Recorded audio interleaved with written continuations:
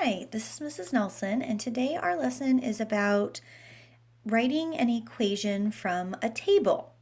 So when I think about this, I like to think of it like a machine. And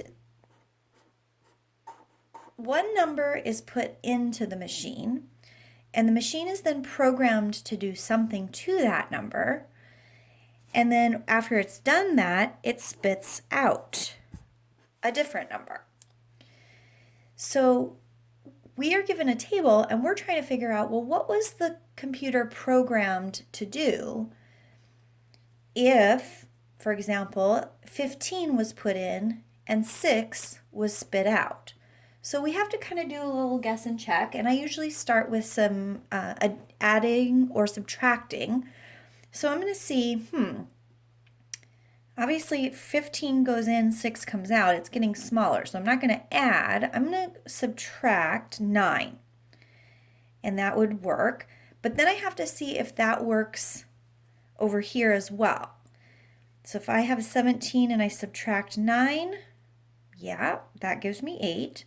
20 subtract 9, yeah, that gives me 11. 25 subtract 9, yes, that gives me 14.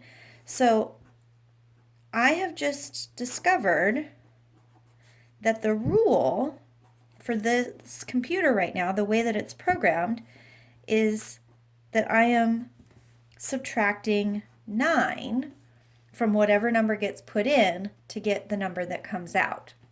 So that's the rule.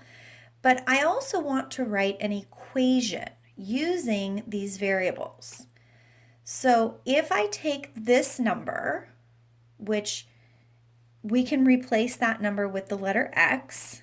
So if I take that number and I subtract 9, then that's going to equal this number that comes out. So that's going to equal, and I'm going to use the letter y to represent this number. So here is my equation.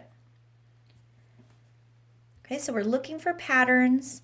Now also, sometimes we might need to use that equation and use that pattern to find something that's missing.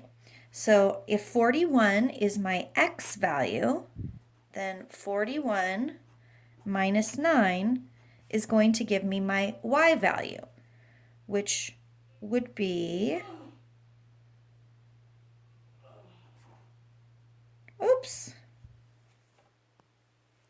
which would be 32. So this is 32. All right, let's look at this one.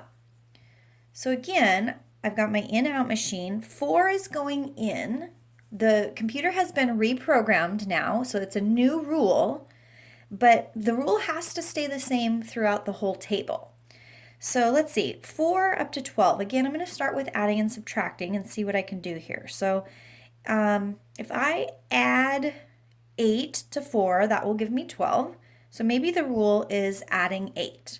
But let me try that here and make sure it still works. So 5 plus 8, that gives me 13, not 15. So that cannot be the rule for this machine. All right, let me try something else. Well, another way to get from 4 up to 12 would be to multiply by 3. So let me try that. 5 times 3 is 15. 8 times 3 is 24. 12 times 3 is 36. So that rule works.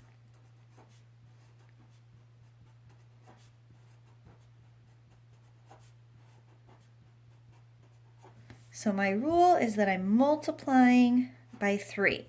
Now I'm going to write that as an equation. So I took the x value,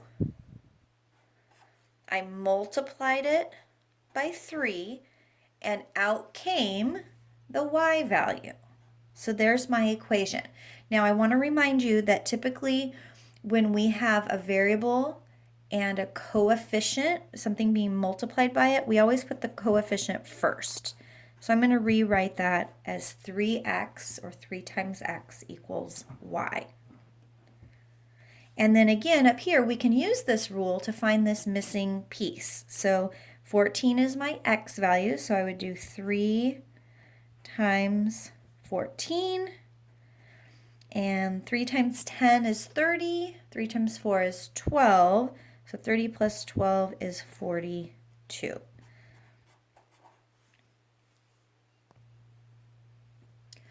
Now sometimes we might be asked to use an equation to complete a table.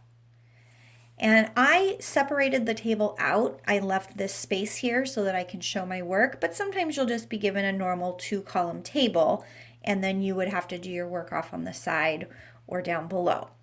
So if I have this equation, S equals 3R minus 2, and I'm told that R equals 1, then I'm going to go ahead and rewrite this equation, but everywhere I see an R, I'm going to replace it with a 1. So S equals 3R. Now, does that mean 31? Since it was 3 and then I replaced the R with a 1? No, it means 3 times 1. A coefficient in front of a variable always means to multiply. And then I subtract 2. So that's going to give me 3 times 1 is 3, minus 2 is 1. So S equals 1. Then I'm going to use the same equation, but this time I'm going to put in a 6 for the letter R.